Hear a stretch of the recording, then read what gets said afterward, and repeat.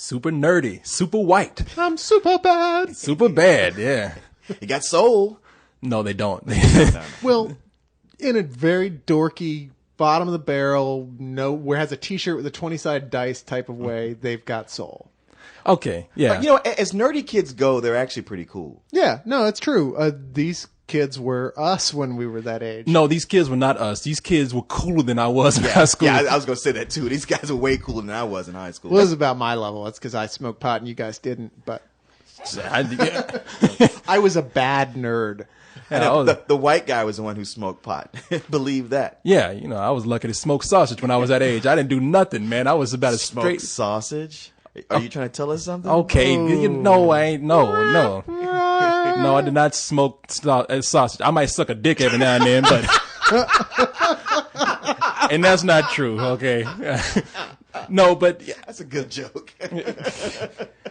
no, you know something? This movie is not as funny as I thought it would be, and I'm a little disappointed. But the funny thing is, the movie's not bad. I don't even mean that as an insult. I actually enjoyed myself. This movie works on the same ways that Knocked Up worked, and it also falters in the same ways that Knocked Up faltered. It's really, really funny at parts. Like, hold your stomach laughing, crying, funny. And then it gets really awkward and too real. And like it has these times that happened to you in high school that you blacked out of your head and you promised you would never ever tell anybody about or even acknowledge really happened to you.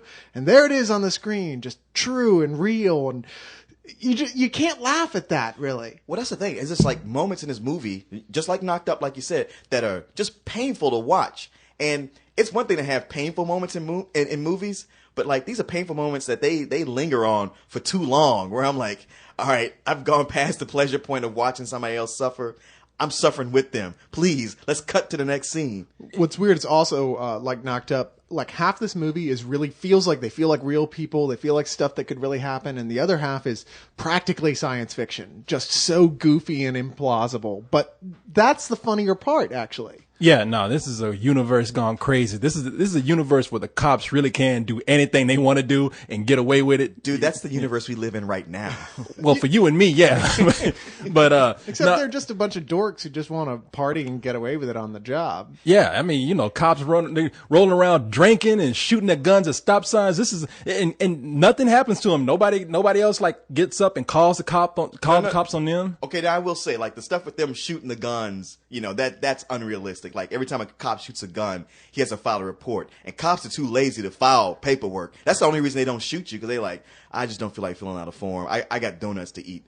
But other than that, I'd say these are some of the most realistic cops we've seen in the movies. You know, lazy, already know they aren't going to catch the criminal and don't even put any effort into it, don't give a damn. These are real cops. Come on now, we can't say that for all cops. All cops. No, Every cop I have dealt with has been these cops. That is not all cops. And I've had trouble with cops too, but every single solitary goddamn cop I have ever come encounter with has been these cops. Well, I'm sorry you've had that experience. I mean, you had some hard times. He's got more issues than my dad's got. National Geographic. Jesus. Yeah, I know. I was like, damn, because this is not a realistic portrayal of cops. I mean, Well, it your really dad likes is. looking at black titties? Well, who doesn't? But You got one big titty. You can just titty fuck her with one tit. you know, it's funny though, because there's a lot of people who are not gonna like this movie. I'm watching this movie right now, and I'm making a list in my head. You're gonna have parents. You're going to have parent groups. You're going to have cops. You're going to have religious people. You're going to have pretty much teachers, anybody. Those kind of people are going to like this movie. Now, on the other hand, it's funny who is going to like this movie. Everybody that liked American Pie or Van Wilder, all the nerds who look at this as, hey, that could be me. All kind of geeks are going to like this movie. You're going to have a pedophile or two that are going to like it. And, you know, I think Jesus would dig this too. This is a cross between American Pie, because of that teenage crazy, you can't believe how R-rated it is, sex comedy.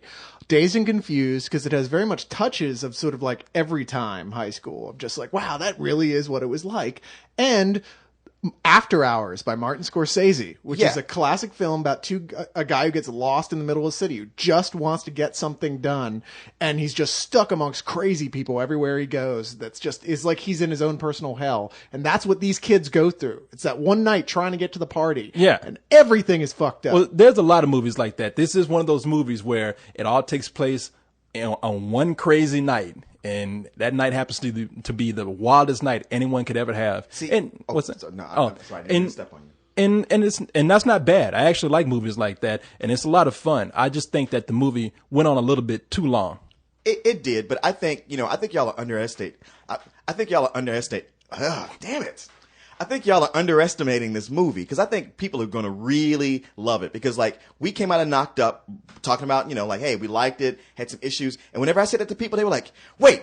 You didn't love that movie? And a lot of people said that. They just loved it so much that like anything bad I had to say about it, they couldn't believe it. And to me, I'm thinking this is going to be that movie that benchmarks a lot of people's high school decade. You like you brought up Dazed and Confused. There's Fast Times at Ridgemont High and Can't Hardly Wait. And now for this generation, it's going to be Superbad. Yeah. They will watch this and go like, dude, you got to see this because this is just like us. Yeah, and this is like Porky's for this generation too. A big sex comedy. I mean, Okay. because the movie's vulgar. I mean, the Oh movie. yeah. I mean, I was thinking more. It's more like it's like a smarter version of American Pie. Yeah, no, the movie's nasty. I mean, One of the most vulgar films I've ever seen, to be perfectly honest. I mean, I can't believe they got away with as much language as they did with a rated R rating. I mean, I know. And the thing is, it was like almost an NC-17 for me. And I felt dirty, man, because I'm looking at all these teenage girls getting into these sexual situations. Maybe I'm just getting old. I don't know. But it's like, while I was watching this, I had to keep telling myself, you were not a child molester. You were not a child molester for watching this. And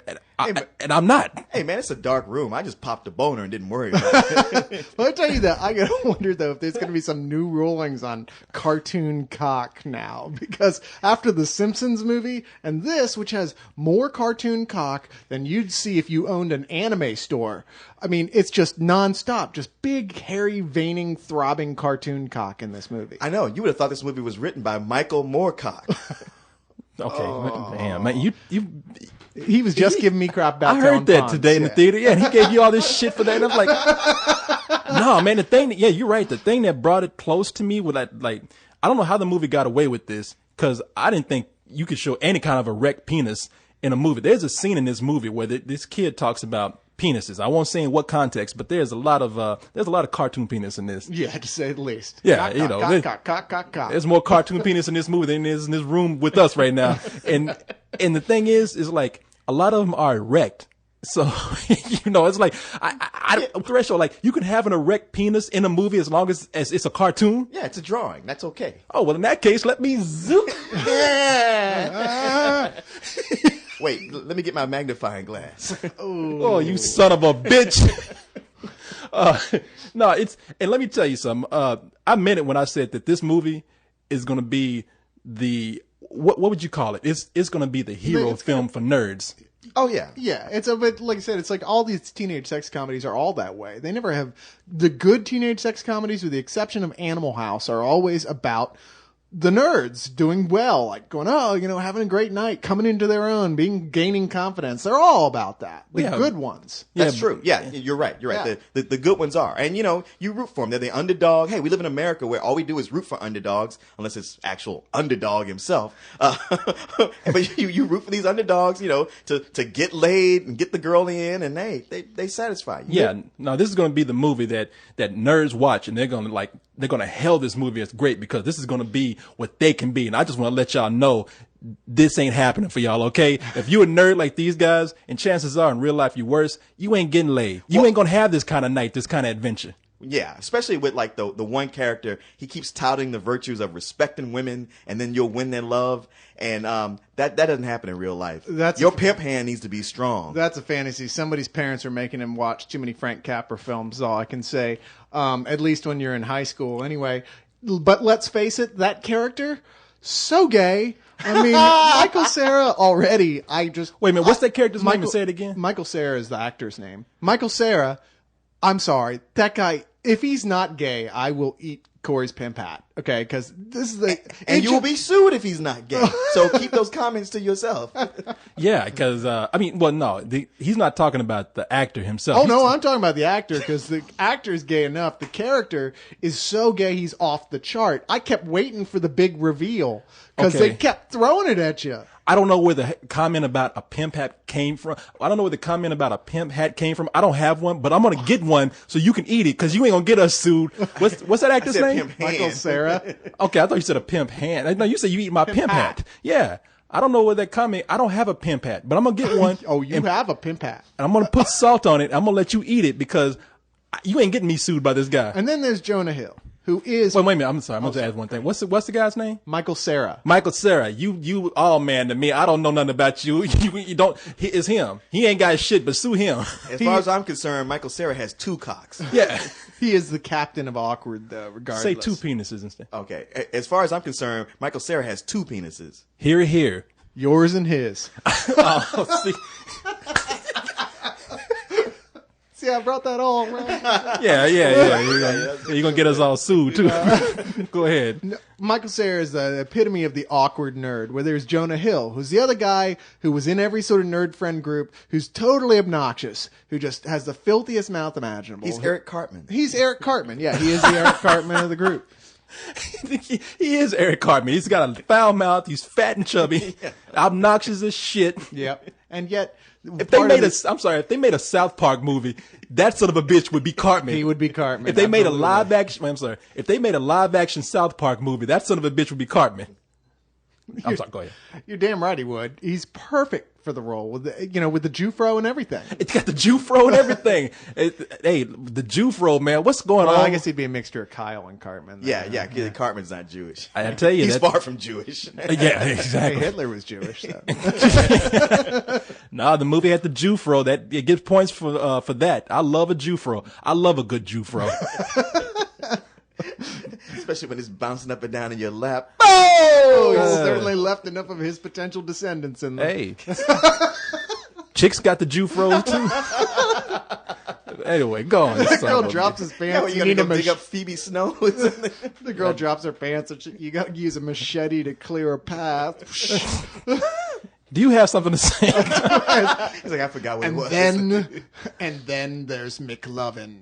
Oh man, I love love McLovin. That Yeah. dude is badass He to was me. cool. If there's any nerd that would be my hero, it's him. That's the guy who I would actually follow in high school. He's the guy you watch in the movie, and you're thinking this is going to be a throwaway, disposable character because he's the dude who's so nerdy. He's the one who actually looks like a real nerd. Like nobody, this guy could be the biggest star in Hollywood, and still he couldn't get any trim. He's so nerdy, right?